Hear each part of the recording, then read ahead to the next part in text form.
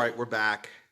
Sorry about that. I think my video was on private and not public, so that changes status there. So let's invite some people here. We're going to get rolling real quick. Hope you all had a great holidays.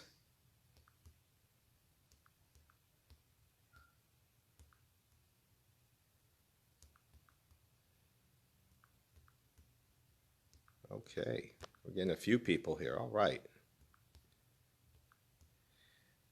Okay, so what have I been doing? So I've been open. I've been working. I only close for like the main holiday, but after Thanksgiving, I usually take a break from live videos because I just need time to kind of like get some content and stuff for our talks. And the way this all came to be, we're on episode 101, and instead of good morning there, hey Pete. Instead of just like kind of, I used to do a Monday mindset video, then I did a pre-recorded Technique Tuesday, and then it was a pre-recorded Warrior Wednesday, and found that they kind of all were similar, so I decided to just go with a live video every day, and we just posted to YouTube, Instagram, and all our social networks, so you'll see them all there, okay? But Pete knows, he's a gym guy, about facilities and stuff, so I have some notes here, kind of jotting some things down because what is your health? So I could have done a video on making promises versus resolutions, but I've done that to death. And we all know resolutions don't work. We all know they don't work. You break a resolution, you don't feel bad.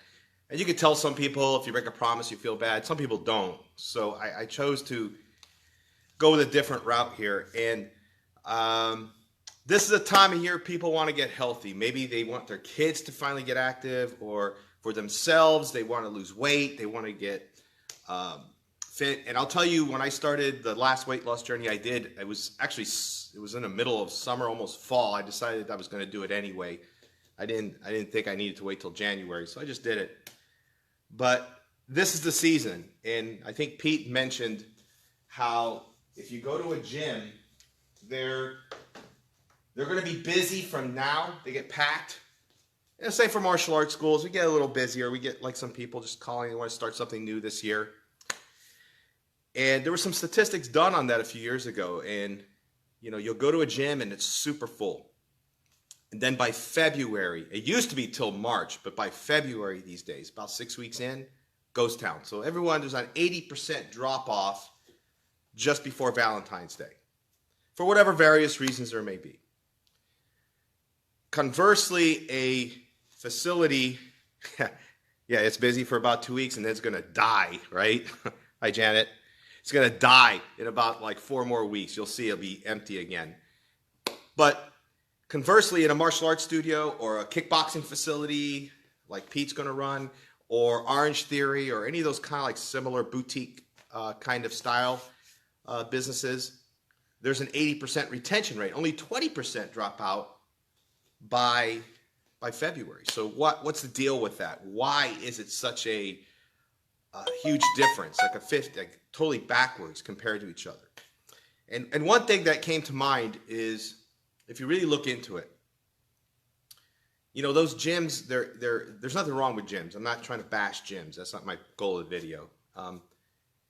A gym, is inexpensive in comparison to, say, something a little bit more like an Orange Theory, or like my facility, or something like that. But you got to look at it this way. So let's say Planet Fitness has one model. They charge $10 a month. You got to figure, to make their ends meet, they're going to have to make about $50,000 a month to make that facility work. To do that, you got to have thousands of members. So you are one of thousands that come into that facility every month. And the reason they charge low is because they know you're never going to stop that billing until you finally make a decision on it. So they always have revenue coming in. So when you go in, they don't know if you haven't been there for 2 days or 3 days, unless they check attendance, and most times they probably don't. They don't know what's going on with you because they don't really see you. Versus if you come to a facility like a kickboxing school or a martial arts school, or something a little bit more intimate, you could say, because it's like 10 people to 20 people in class. Everybody knows who you are from day one. They know when you haven't been there. They're calling you right away. And they also know when something's wrong with you, and they're able to converse with you and help you through those struggles. And that's why a facility like that has more retention versus a gym doesn't. Like I said, there's nothing wrong with gyms. And I have in my notes here, so what's better? Is a gym better? Is a boutique fitness place better? Is a personal trainer better? Okay, so we have to look at the cost of each. A gym is probably your most affordable option, right? $10 to $30 a month, if you're lucky, around there. Personal trainers, I know, good ones, like that have results, they're going to charge you a lot of money. You're going to be paying thousands a month, a couple hundred for a week maybe. And then you have a facility, maybe about $100 to $150 a month for a boutique kind of fitness, something like what I do, or something like similar to that. Orange Theory is a good example of that. They do about $100 to $150 a month. Now, here's how I look at a gym. A gym is okay if you really are self-disciplined and you could set your workouts yourself and you could stick to it and you don't need someone on you all the time. Then a gym is for you. You can do fine at a gym. You could.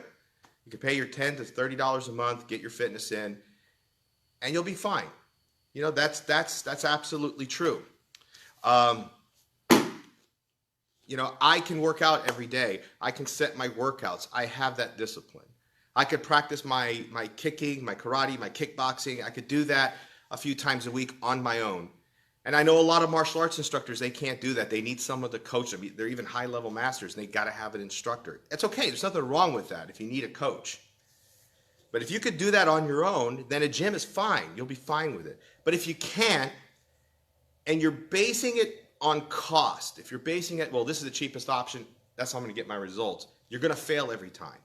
Whenever you base something on what it costs versus its value and what it can give you back, you're going to fail at those goals every time. And that's why we see a huge drop-off in February. I don't think it's always the gym. I think it's like we're looking at cost effectiveness versus the value effectiveness versus am I disciplined to do this? And if you're not disciplined, you're going to have to get extra help. And of course, that's newsflash, it's going to cost more. And yes, all facilities want your business. That's no secret. That's why we do trials. That's why we throw things out there. So now you have to look at, okay, can I afford this? Can I afford that? And I'm not condoning that if you can't afford something to do it and go broke. That's not what I'm saying. You have to look at like, well, this is better for me. And this will get me the results I need. But this costs more than I think I can afford. So how much more out of my budget is this? So let's say it's $50 out of your budget. It's like 20 cents a day. If you think about it, we spend more than 20 cents a day on something bad for us. We spend more than $2 a day on something bad for us. And if you kind of like look through it, like, do you need that can of soda? No. Do you need that McDonald's? No. Do you need all this other stuff you get? No, you don't. Then you're going to find that maybe I have that. And I've done that many times in my life to kind of like move things around. And that's how you get healthy. The only way you're going to get healthy is you have to put your all into it. So if you base it on cost only, it's not going to work. You got to base it on cost. Will it spiritually enhance me? Will it make me feel better? Will I look better? Will I feel good about myself? If it hits all those points, then you find a way to do that and you stick to it. And if you can't stick to it yourself, you hire a coach. You hire somebody who's going to be on you all the time. That's how we get past those goals. And that's how we succeed. Now, I didn't have anyone to coach me when I started. I lost 70 pounds over the last almost 2 years now. Almost 3, it's 2.5 years. And the reason I got into it was I was really in a bad part of my life. I really, really did not have a good life at the time. And I had nobody to coach me. And I said to myself, I was a fitness guy. I was a physiology major, exercise physiology. I don't need anybody. I got myself. And I can do this. And now I am the coach for people who come in, whether it's kids who need character building, or they need fitness. We've got a lot of kids who need fitness too. Whether it's parents who need that, whether it's adults who need something. It's more than just a fitness side. It's the spiritual side. It's the enrichment side. And that's what you have to base what you're going to need to get your goals out of. Not just the money, but all those points. Can I afford it?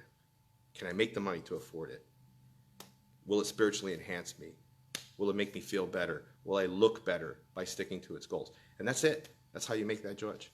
And then you move on to there. All right. That's it, guys. I hope you have a great start of your 2020. I'll see you all soon. Have a great one.